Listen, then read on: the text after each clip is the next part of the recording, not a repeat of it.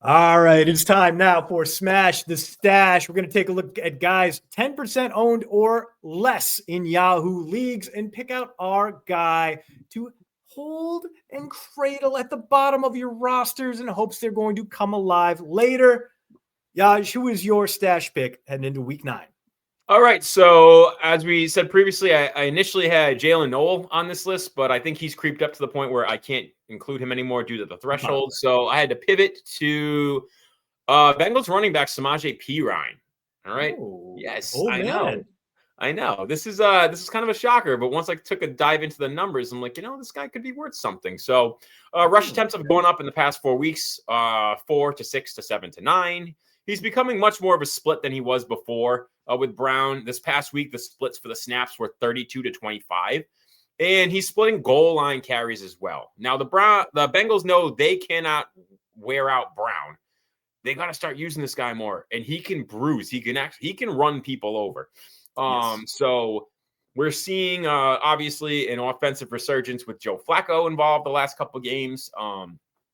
And Brown's been playing great himself, but it looks like they're spelling him with Perine, and Perine's been effective. So that's my guy for the week. If you can find a way to stash him, Samaje Perine might pay off as a flex down the stretch. Yeah, the good news about any Bengals skill player is that they're going to be fighting from behind a lot. They're going to be trying to push the ball downfield a lot. So you're going to get a lot of PPR points from them, whether you're relying on a wideout or a running back. For me, though, I got to go with the guy he's going to be a little bit in vogue right now. Another rookie day 3 pick, Devin Neal, New Orleans Saints, the Kansas Jayhawk, nose for the end zone, 32 rushing touchdowns his last 2 seasons in Lawrence. However, only 3 carries this year. Has done almost nothing with him. 3 targets, 3 catches, all came last week. Alvin Kamara left week 8, came back, but he's been pretty bad. He's honestly having the least efficient season of his career, and he's been very inefficient the last 3 years, which shows you how bad that's gotten.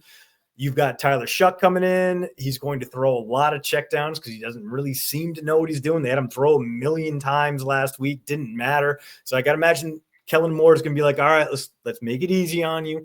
You go through your reads quick and check it down. You got a guy like Devin Neal who's already going to be that 3rd down back, but you also have Kendre Miller done for the season. Shocking. I know he's hurt again. Yeah, right. And, well, we're talking about trade value. Maybe this is the year Alvin Kamara finally gets dealt out of New Orleans and the team finally decides to mercifully rebuild and set Mickey Loomis, the general manager who uses the salary cap like a credit card for a undergrad community college student. They set him off to sea on an ice floe, never to return again.